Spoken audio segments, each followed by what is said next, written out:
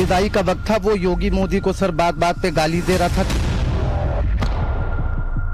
मोदी की विवाद था, हम लोग दिल्ली रहते हैं, कोई विवाद नहीं था।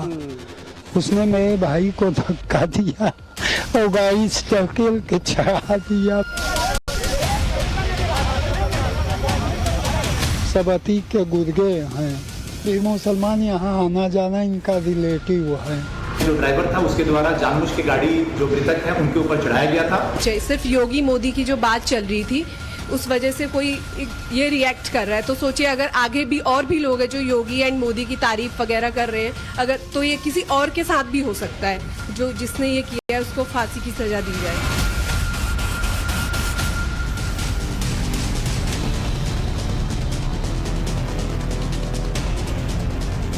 नमस्कार, मैं हूं आपके साथ अनंत त्यागी और वक्त हो चला है देश के सबसे पसंदीदा डिबेट शो का, यानी राष्ट्रवाद का। राष्ट्रवाद में आज बात उस नफरती मानसिकता की जिसकी वजह से लोगों की जान लेने से भी परहेज नहीं किया जा रहा। बात आपकी सुरक्षा की, क्योंकि देश के अंदर यह माहौल तैयार किया जा चुका है कि अगर आपने पीएम मोदी या यूपी के सीएम आदित्यनाथ योगी का नाम लिया तो एक वर्ग तैयार है जो आपकी हत्या तक कर सकता है। और ये बात कोई हवा हवाई नहीं है, बल्कि ऐसा हो चुका है। मोदी और योगी की तारीफ करने वाले राजीव की हत्या कर दी गई। हत्या की अमजद ने गाड़ी से कुचल दिया। सवाल ये कि नफरती मानसिकता कहां से रही?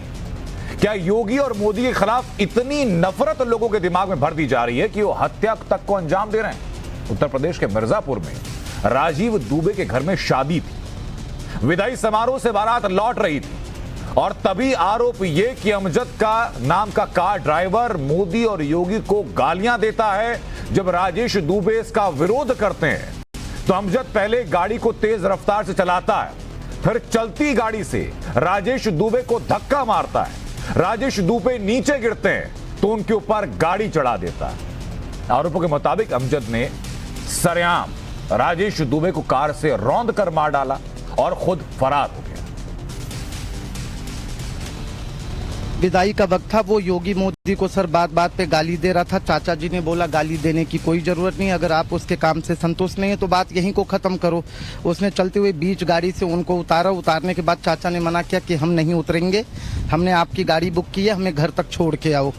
उसके बाद उसने गाड़ी को हाई स्पीड में किया, 100 से 120 की स्पीड में गाड़ी को 2-3 बार लहराया और अपने स्टीयरिंग से ही गेट का लॉक खोला। उसके बाद चलती ही गाड़ी से उसने धक्का दिया, चाचा नीचे उतरे। उसके बाद गाड़ी पीछे लेके उसने गाड़ी चढ़ा दी और भाग गया। तो आपने परिवार की बात सुनी। परिवार का आरोप यह भी कि आरोपी ड्राइवर अमजद अतीक का गुर्गा और मोदी योगी से नफरत करता, जिसने जानबूझकर इस वारदात को अंजाम दिया। आप सुनिए जरा क्या कह रहा है परिवार। सब अतीक के गुर्गे हैं। ये अतीक के गुर्गे हैं? हाँ। अतीक से क्या उसका कोई जो आरोपी है कोई अतीक भी मुसलमान यहाँ आना जाना इनका रिलेटिव है। हाँ। तो अतीक के गुर्गे हैं, अतीक के समर्थक थे। तो आपको लगता है कि जिस तरीके से अतीक अहमद के खिलाफ जो कार्रवाई योगी सरकार कर रही है उससे वो बेहद आक्रोशित? हाँ, आक्रोशित है। और जब अतीक मारा गया था तो यहाँ पीएससी भी तैनात हुई थी। परिवार की बात आपने सुनी। परिवार सदमे में है। इंसाफ की आस में शव को सड़क पर रखकर प्रदर्शन कर रहा है और मांग ये कि आरोपी को फांसी दी जाए। आज एक एक्सीडेंट की सूचना प्राप्त हुई थी। मौके पर पहुंचने पे लोगों के द्वारा बताया गया कि इसमें जो ड्राइवर था उसके द्वारा जानबूझ के गाड़ी जो मृतक है उनके ऊपर चढ़ाया गया था। इसमें तुरंत मुकदमा पंजीकृत करा के जो कि परिजनों के द्वारा दिया गया था, मुकदमा पंजीकृत करा के टीमें गठित की गई थी। मात्र 6 घंटे के अंदर इससे संबंधित जो अभियुक्त था अमजद पुत्र मोहम्मद अजहर, जो कि विजयपुर विंध्याचल का रहने वाला था, उसको गिरफ्तार कर लिया गया है। और ये कोई पहला मौका नहीं है जब योगी और मोदी का नाम लेने से या उनकी तारीफ करने पर इस तरह की हत्या की गई। सिलसिलेवार तरीके से कई घटनाएं ऐसी सामने आ चुकी हैं। मैं गिनवाता हूं आपको कुछ। 20 मार्च 2022 उत्तर प्रदेश के ही कुशीनगर में बीजेपी की जीत का जश्न मना रहे थे बाबर अली की हत्या कर दी। 2 अप्रैल 2022 किदवई नगर कानपुर बीजेपी समर्थक शकील अहमद की पिटाई सिर्फ इसलिए की गई क्योंकि घर पर बीजेपी का झंडा शकील ने लगाया था। 13 मई 2023 बलिया में वकील अहमद अंसारी के परिवार पर हमला किया गया। और क्यों किया गया? क्योंकि अहमद अंसारी ने निकाय चुनाव में बीजेपी का समर्थन कर दिया। ये हाल है आजकल समाज के अंदर। लेकिन सवाल ये कि ऐसी नफरत फैलाई क्यों जा रही है? लोकतंत्र में चूंकि हर इंसान को अधिकार है कि वो किसी भी नेता की, किसी भी पार्टी की, किसी भी विचारधारा की, किसी भी सोच की तारीफ कर सकता है, उसका समर्थन कर सकता है। लेकिन लोकतंत्र की दुहाई देने वाले मिर्जापुर की इस घटना पर चुप हैं। किसी के मुंह से एक आह तक नहीं निकली, किसी के मुंह से एक शब्द नहीं निकला। क्यों नहीं निकला? यही तो सवाल है। अमजद इस केस का आरोपी है, लेकिन देश में कितने और अमजद ऐसे हैं जो ऐसी नफरती मानसिकता का शिकार हैं, अपना चुके हैं? आखिर लोगों के दिलो दिमाग में ऐसी नफरती सोच फैलाने के लिए जिम्मेदार कौन है? और देश के अंदर नैरेटिव क्यों फैलाया जा रहा है? ऐसे में आज के राष्ट्रवाद में सवाल जो है आपके सामने रखता हूं। पहला सवाल, मोदी योगी का नाम लिया तो क्या गाड़ी से कुचल दोगे? सवाल है कि अतीक के गुर्गे, जो कि परिवार कह रहा है, नाम अमजद, उसने राजेश को मार डाला, तो सेक्युलर गैंग, कथित सेक्युलर गैंग चुप क्यों है? कुछ बोलता क्यों नहीं? सवाल है कि देश में कितने जिहादी माइंड वाले अमजद आज की तारीख में घूम रहे हैं? सवाल है कि ऐसी कट्टरपंथी सोच के पीछे दिमाग किसका है और इसका इलाज क्या? इन्हीं सवालों के साथ मैं आज की डिबेट को ओपन करूंगा। जो खास मेहमान हमारे साथ हैं, सबसे पहले उनका परिचय कराता हूं। डॉक्टर कौशलकांत मिश्रा हमारे साथ हैं, प्रवक्ता हैं बीजेपी से। वरिष्ठ पत्रकार हर्षवर्धन त्रिपाठी जी हमारे साथ जुड़ चुके हैं। हमारे साथ विश्व हिंदू परिषद के प्रवक्ता विनोद बंसल जुड़ चुके हैं। अतुल सक्सेना हमारे साथ हैं, प्रवक्ता हैं समाजवादी पार्टी से। माजिद हैदरी हमारे साथ है, राजनीतिक विश्लेषक हैं। और हाफिज नूर अहमद अजहरी हमारे साथ हैं, अध्यक्ष हैं AIMLPB के। बहुत स्वागत आप सभी लोगों का। राजनीतिक प्रतिक्रियाओं से पहले, सबसे पहले राजनीतिक विश्लेषक के तौर पर हर्षवर्धन जी, मैं आना चाहूंगा आपके पास और समझना चाहूंगा कि ये नफरत योगी और मोदी से एक राजनेता के तौर पर है या फिर जिस धर्म को वो फॉलो करते हैं उस धर्म से नफरत ही है? देखिए, सबसे पहले तो आनंद जी मैं ये कहूंगा कि भारत दुनिया में अकेला ऐसा देश है जहां अभिव्यक्ति की स्वतंत्रता के जो सर्वोच्च मानक हैं वो हमारे जीवन व्यवहार में आते हैं। और उसके लिए बिना किसी संकोच के मैं ये कहूंगा कि भारत में हिंदू बहुलता है, इसलिए ऐसा हो पाता है। इस पे कोई बहस नहीं है, ये हर कोई मानता है। और जो समझदार मुस्लिम है वो भी इस बात को बार बार कहते हैं। यहां तक कि फारूक अब्दुल्ला जैसे नेता भी ये कह चुके हैं कि हिंदू बहुल देश है, इसीलिए हम यहां इतनी शांति से, इतने भाईचारे के साथ रह पाते हैं।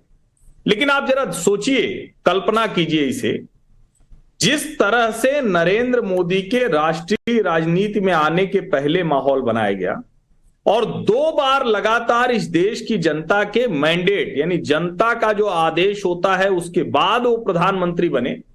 84 के बाद इतना बड़ा जनादेश किसी राजनीतिक दल को नहीं मिला। कोई कांग्रेस, भाजपा, कोई संयुक्त मोर्चा, तीसरा मोर्चा, सब भूल जाइए, किसी को नहीं मिला। उत्तर प्रदेश में योगी आदित्यनाथ को जिस तरह से 2022 का जनादेश मिला, और उसके बाद अगर योगी के लिए कोई हिंदू हो या मुसलमान, अगर वो पोस्टर लगाता है, अगर वो मिठाई बांटता है, अगर वो वोट दे देता है। आप एक घटना भूल गए, बरेली की घटना थी मेरे ख्याल से। उस महिला ने अपने घर में बता दिया, मुस्लिम महिला थी, गलती से बोल गई कि हमने तो बीजेपी को वोट कर दिया था जी। और उसके बाद उसके जो पति उसका था और उसके जो परिवार वाले थे वो तलाक के लिए कहने लगे, वो पुलिस में FIR करने चली गई। लेकिन अब सोचिए कि जो व्यक्ति एक तरह से उस मुस्लिम ड्राइवर को रोजगार इस ब्राह्मण परिवार ने दिया, क्योंकि उनकी बारात लेकर वो जा रहा था, और जिसके यहां वो रोजगार पर था उसी को उसने कुचल कर मार डाला।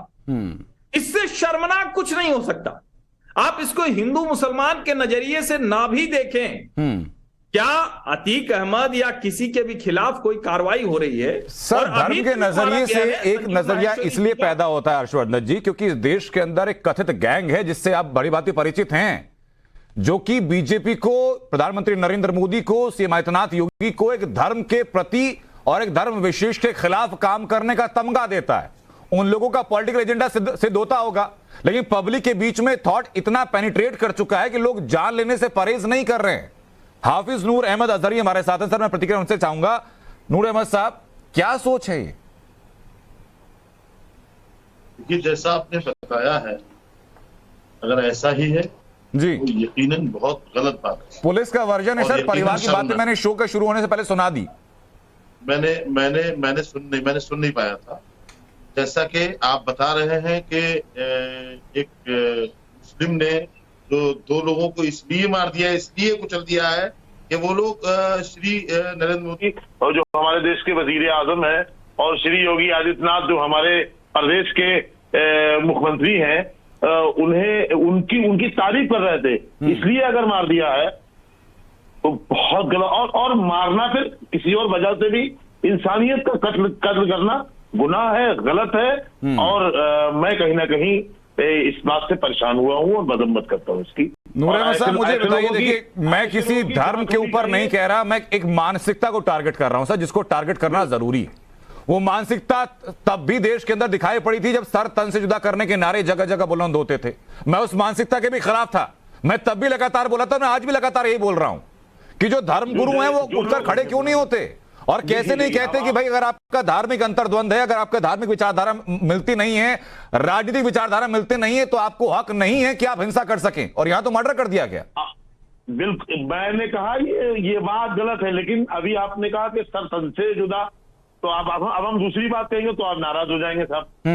मतलब सर तन से जुदा आपको याद है वो उन्होंने गलत किया, उन्हें सजा मिली, उन्हें सजा मिलनी भी चाहिए। लेकिन जो लोग जय श्री राम के नारे लगाकर लोगों को मार रहे हैं, इनके बारे में कुछ कहेंगे आप क्या? पोलराइजेशन जहां है, कट्टरपंथ जहां है, हर कोई उतना ही गलत है, हर कोई उतना ही गुनाहगार है जहां भी कट्टरपंथ है। बिल्कुल बिल्कुल, दोनों तरफ ऐसे लोग हैं। हाँ। तो आप बात दोनों की कीजिए, एक तरफा ना कीजिए। नहीं तो मैंने गुजारिश है आपसे। नूर अहमद साहब, आपने अगर ध्यान से सुना होगा तो मैंने शुरुआत में यही कहा कि मैं किसी धर्म के बारे में नहीं, बल्कि मैं एक मानसिकता के बारे में बात कर रहा हूं, और उस मानसिकता के खिलाफ तो सर खड़ा होना होगा। आप चाहे ना चाहे, अच्छा लगे बुरा लगे, उसके खिलाफ तो हम खड़े होंगे। विनोद बंसल जी, मुझे बताइए कि आज की तारीख में योगी और मोदी के खिलाफ इतना जहर कैसे फैल गया कि भाई 2 राजनीतिक लोग जो कि डेमोक्रेटिक तरीके से चुन करके आए हैं, उनकी कोई तारीफ कर दे तो कोई और व्यक्ति जानलेवा हमला कर दे और जान ले, गाड़ी से कुचल दे। एक बार जब कुचलने से संतुष्टि नहीं तो गाड़ी बैक करके वापस कुचला जा रहा है। देखिए, समझ में नहीं आता कि ये मुद्दा, इसको हिंदू फोबिया कहें या योगी मोदी फोबिया कहें, या फिर ये कहें कि राष्ट्रद्रोह है। अपने देश के महान नेता और देश के यशस्वी प्रधानमंत्री और जिस राज्य में आप रहते हो उसी के मुख्यमंत्री को उसकी तारीफ नहीं सुन सकते। इससे बड़ा डेमोक्रेसी का जो उल्लंघन और उसके ऊपर हमला और क्या हो सकता है। आनंद जी, देखिए, जिस तरह से नृशंस हत्या की है, इसने कई सारे पहलुओं को उजागर कर दिया कि एक तो ये कि ये लोग वो हैं जो कि नमक हराम है, जिसका नमक खाते हैं उसी के हरामी करते हैं। शब्दों की गरिमा का थोड़ा ख्याल रखेंगे सर, अपने विचार प्रकट कीजिए, लेकिन शब्दों का चयन थोड़ा सोच समझ के कीजिए। आनंद जी, मैं बिल्कुल शब्दों का ध्यान से चयन कर रहा हूँ। हाँ। मैं उस व्यक्ति की बात कर रहा हूँ, उस मानसिकता की बात कर रहा हूँ जो इस मानसिकता को के कारण एक व्यक्ति को कुचला गया।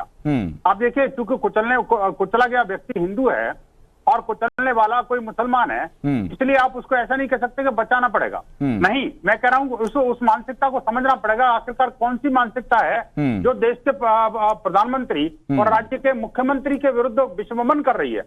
आखिरकार कौन लोग हैं जो यूथ को भड़का रहे हैं? आखिरकर कौन सी मानसिकता? देखिए, मेरे और मैं सर इसी के ऊपर एक्शन लेना चाहूंगा। अतुल सक्सेना का भी पॉलिटिकल आदमी है, कम से कम आप जान लेने की स्थिति में नहीं होते। तो ये जो स्थितियां परिस्थितियां बन रही है ना, उसके लिए कहीं ना कहीं तो इनके ट्यूटोरियल चल रहा है। हाँ। कोई ना कोई तो ग्रंथ है इनका जो कि इनको इस तरह की निजी टिप्पणी नहीं सर, किसी धर्म पर, किसी धर्म ग्रंथ पर कोई टिप्पणी हम लोग ना करने से बचे तो बेहतर रहेगा। लेकिन अतुल सक्सेना, मुझे आप सिर्फ ये बताइए कि समाजवादी पार्टी का पहला टेक क्या है इस बात को लेकर?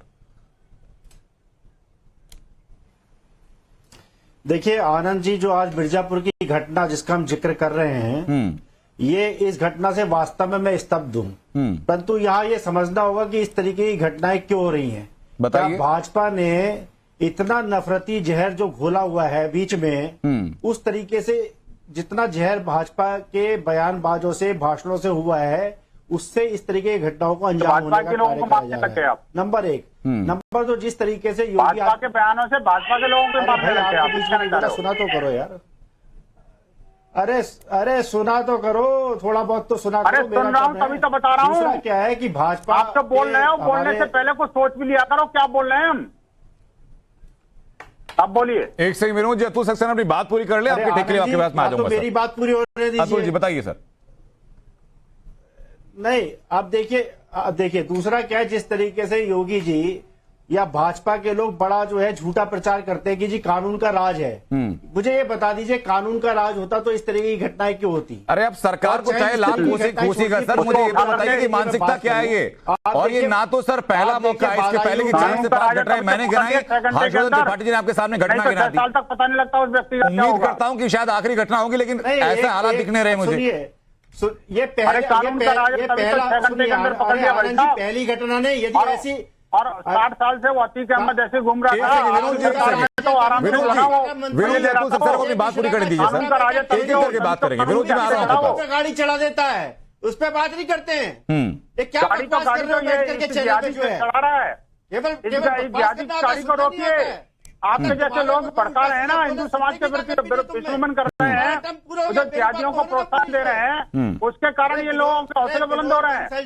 ये कभी कोई गाड़ी चला देता है तो कोई घोड़े चला देता है तो कोई तलवार चला देता है। एक सेकंड विनोद बंसल जी, मैं लौटूंगा आपके पास। और अतुल सक्सेना जी, कहावत है कि कहीं की ईंट कहीं का रोड़ा, भानुमति ने कुंभा जोड़ा।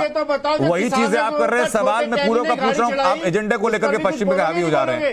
नीचे देख देख के जो आप लगातार पॉइंटर पढ़ रहे हैं सर, कम से कम डिबेट के लेवल तो समझिए। मैं लौटूं आपके पास सर, कौशल कांत मिश्रा हमारे साथ है, उसके बाद में चलूंगा माजिद हैदरी के पास। लेकिन मिश्रा जी बताइए जरा कि इसका इलाज क्या है? सूबे में सरकार तो आपकी है और अतुल सक्सेना सीधा आरोप लगा रहे हैं कि भाई बीजेपी के बयानों की तरफ से ऐसी मानसिकता बढ़ रही है।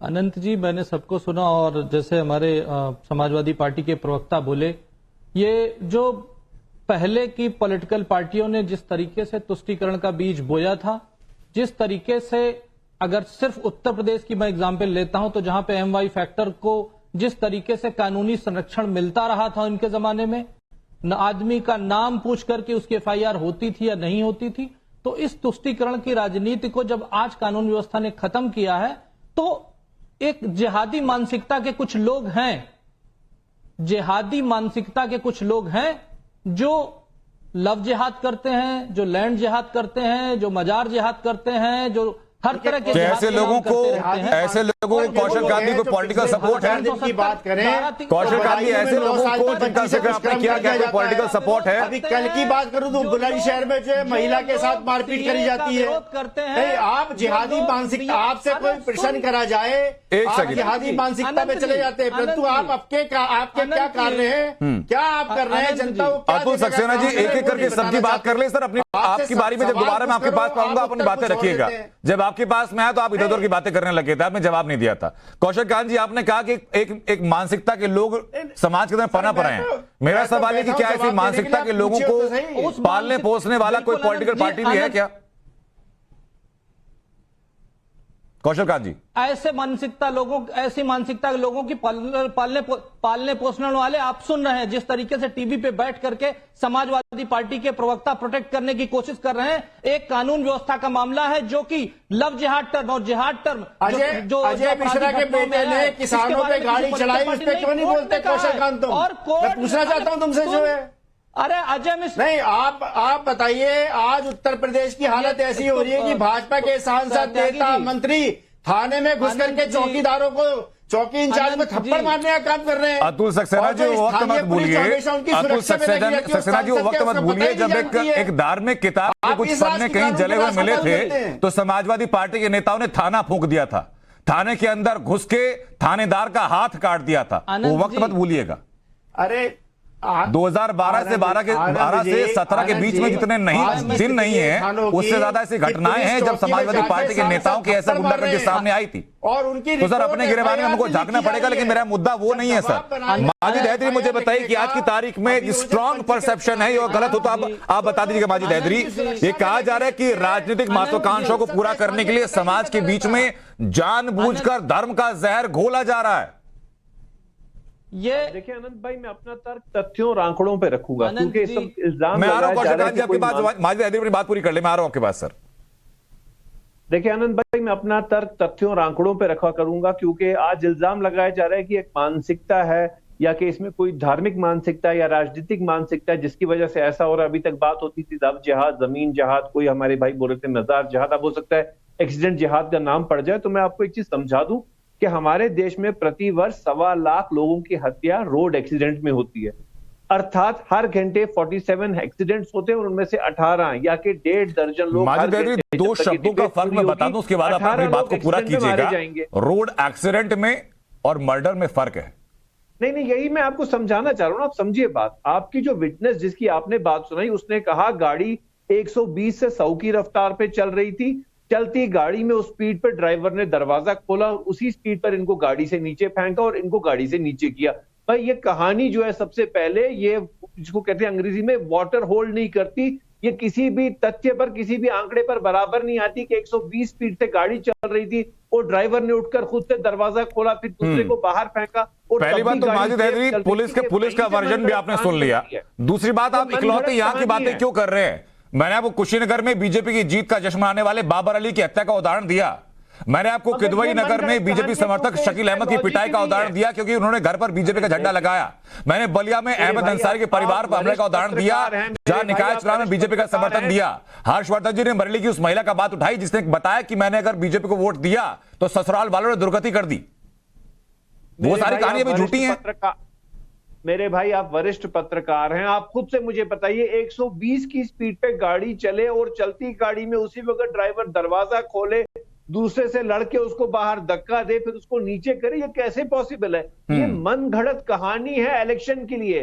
क्योंकि माजिद हैदरी, अगर मैं आपसे दरख्वास्त करूंगा कि अगर आपके अंदर वाकई में हिम्मत है और इंसानियत है, उस परिवार के पास जाकर के, जो परिवार ये आरोप लगा रहा है, उनकी आंखों में आंख डाल करके एक बार आप कह दीजिएगा कि आपका कोई अपना मारा गया और किसी अपने की मौत पर आप झूठ बोल रहे हैं। कानून माजिद हैदरी, अगर आपके अंदर जरा भी इंसानियत होगी ना, अगर हिम्मत होगी तो उस परिवार की आंखों में आंख डालकर कह दीजिएगा कि आपके अपना कोई चला गया, उसका मर्डर कर दिया, अगर आप उसकी मौत को लेकर के झूठ बोल रहे हैं, आप उसकी आंखों में देखकर कह पाएंगे सर क्या? इससे शर्मनाक और क्या हो सकता है माजिद हैदरी कि जिस परिवार के आंसू नहीं सूखे उनको आप झूठा बता रहे हैं? बिल्कुल। हर्षवर्धन जी, अगर अंधा सपोर्ट नहीं तो और क्या है कि जिस परिवार की मौत का भी उनके आंसू अभी तक सूखे नहीं है, उस परिवार के आंसू को झूठा कह रहे हैं माजिद हैदरी? देखिए, मैं समझ नहीं पा रहा हूं कि इस डिबेट में माजिद हैदरी क्या बोलने के लिए आए और इस तरह की बात करना, पता नहीं इनको नहीं समझ में आता कि टीवी पर ये चले आते हैं, कुछ भी उठपटांग बोलते हैं। साफ साफ घटनाक्रम है, साफ साफ दिख रहा है, पुलिस का बयान है, उनके घर वालों का बयान है, और ये व्यक्ति आके 100, 120 और पता नहीं क्या क्या लेकर वो बोलने लगे दुर्घटनाएं होती हैं।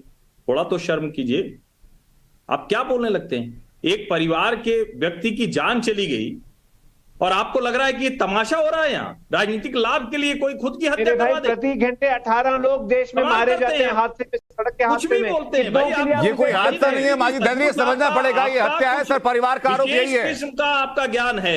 आपके चैनल ने कहा 120 किलोमीटर रफ्तार से गाड़ी चल रही थी। मेरे चैनल ने वो भी दिखाया जो पुलिस का वर्जन है माजिद हैदरी। मेरे चैनल ने इसी रिपोर्ट में ये भी दिखाया जो परिवार कह रहा है। मेरे चैनल ने ये भी दिखाया जो उसका भाई कह रहा है। ड्रामा है ये मनगढ़ंत कहानी है। तो ये सेलेक्टिव विजन जो है ना, इसको छोड़ दीजिए माजिद हैदरी। मैं बाकी मेहमानों से रिएक्शन लेता हूं।